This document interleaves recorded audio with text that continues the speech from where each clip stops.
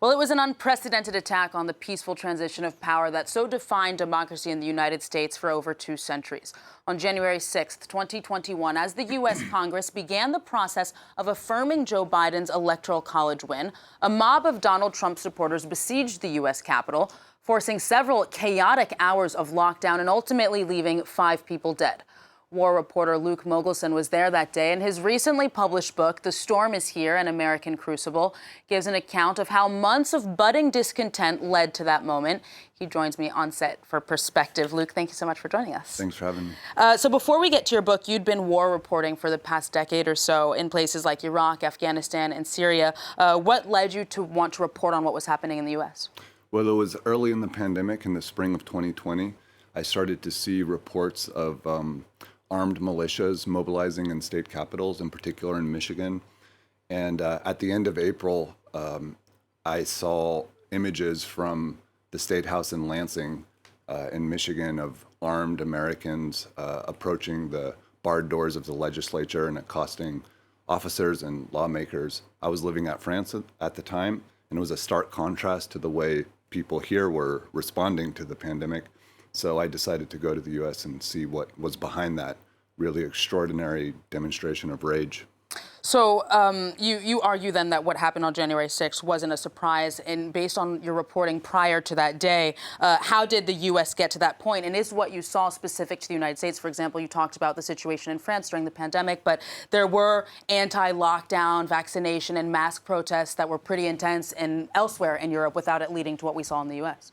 Well, what we saw throughout the course of 2020 in the U.S. was an accelerated evolution of this very intense feeling of grievance and victimhood by many Americans on the right. That was exacerbated by the protests in response to George Floyd's killing. And as soon as that happened in the summer of 2020, many of these groups that had previously been mobilizing against lockdown policies pivoted to positioning themselves in opposition to Black Americans and Americans on the left that were demonstrating for racial justice. So when I saw that happen, I realized that it was a mutating movement.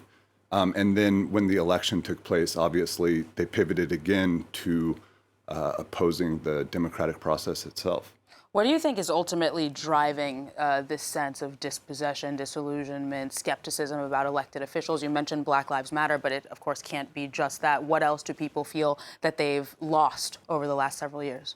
Well, at the core, I think, of this movement is a emotional experience of victimhood, but it's really experienced by people who historically have not been victimized by the status quo in the U.S. And so they've been obliged to adopt kind of fantastical antagonists and enemies, and that's where conspiracy theories come in. So whenever there's a new kind of target or object to which they can attach their anger and their sense of victimhood, it just the movement transitions to a new phase, and each time it becomes more extreme, more violent, and less amenable to any kind of political compromise. You filmed footage. You were there on January 6th, the day of the Capitol riots. Can you describe what you saw? Well, there had been 2 previous rallies in D.C. In November and December with the same folks, the same groups, the 3 Percenters, the Oath Keepers, the Proud Boys, and they had also been extremely violent, mainly with Black Lives Matter protesters, anti-fascist protesters, and also D.C. law enforcement. So by the time January 6th came around, there was no question that there was going to be violence in D.C. The only issue was, or the only unknown was, where it would be directed. And when Trump gave his speech from the Ellipse and he directed everybody to the Capitol, that gave them a specific kind of objective to concentrate on. And so I followed the mob up the National Mall from the Washington Monument. And as soon as I got to the steps of the Capitol, it was already a a very chaotic scene with hand-to-hand combat between the Trump supporters and the Capitol Police that just devolved into more mob violence as the hours went on. Was there any hostility directed towards you as a journalist? Well, people didn't know I was a journalist. I wasn't advertising my credentials or, going up to rioters and introducing myself as a reporter. So I was filming everything with my iPhone, but so were many of the participants in the riot itself, and was able to enter the building with the mob and follow a group of them all the way to the Senate chamber remarkably without anybody really suspecting that I was a journalist. So you mentioned that the rioters themselves were filming. I was really surprised to see the pictures of them taking selfies, praying. Sometimes the images almost felt like what you'd see at a college party or a sports match gone awry. Obviously, what happened either way is very serious. But why do you think the insurrection didn't go further? One could imagine that in other places in the world there may have been a lot more victims, a lot more organization. Why do you think they left it at that? Well, because the lawmakers had been evacuated just in the nick of time. And if there had been senators and members of Congress still in the chambers when the rioters entered them, I think we would have seen violence perpetrated against them. How do you think American institutions generally have held up in the face, both more generally of the Trump presidency and also the Capitol insurrection? Do you think they've held up because they are particularly well insulated against things like this, or do you think it's just sheer luck? Well, I think it remains to be seen whether or not they've held up.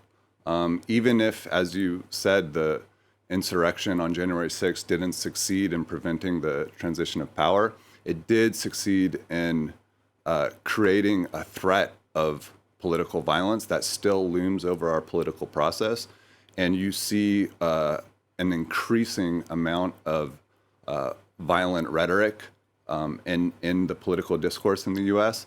And that has a real effect on lawmakers, election workers, and judges who now have to contend with the possibility that they will confront violence from the right when they make their decisions, when they pass their laws, and when they speak publicly. It's now been over a year and a half since the insurrection. Do you think that the U.S. and, of course, more specifically, lawmakers are adequately reckoning with what happened on that day? There have been hearings about it. Do you think the response has been sufficient? No, I mean, the Republican Party has completely adopted Trump's approach of revising what happened, downplaying what happened, and even blaming leftists and the Democratic Party for what happened on January 6th. And the result has been that they've actually incorporated the riot into their narrative of victimhood, and they see themselves as the victims of January 6th and hold it up as another reason to mobilize militarily. Perhaps as a last question, do you think that based on the groups that you've spent time reporting on, that there is a risk of violence that weighs over the midterm elections? Absolutely, no question. And people are very explicit about that risk and that threat on social media, and I think we'd be foolish not to take them seriously.